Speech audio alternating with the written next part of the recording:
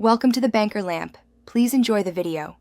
You start by opening the project in Vscode and verifying Git is initialized or the repository is cloned. Next, use the source control view to review unstaged changes. Stage only the logical files you intend to commit. You should craft a concise commit message that explains what changed and why, and include any issue numbers.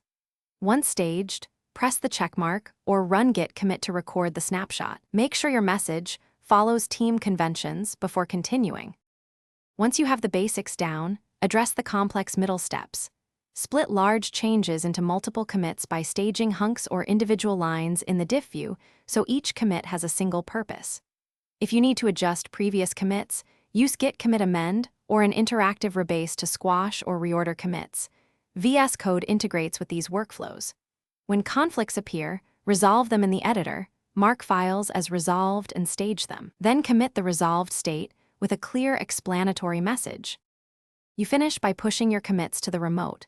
First pull to integrate upstream changes, preferably with rebasing to keep history tidy, then push. Verify the commit appears on the remote via the hosting UI or Vscode extensions. If your push is rejected, fetch and rebase or merge the remote changes, resolve any conflicts, stage and commit, then push again. Key troubleshooting tip: when pushes fail repeatedly, inspect git status and log. Rebase interactively to fix divergent commits, and only force. Thanks for watching. If this was helpful, leave a like and consider subscribing. See you next time.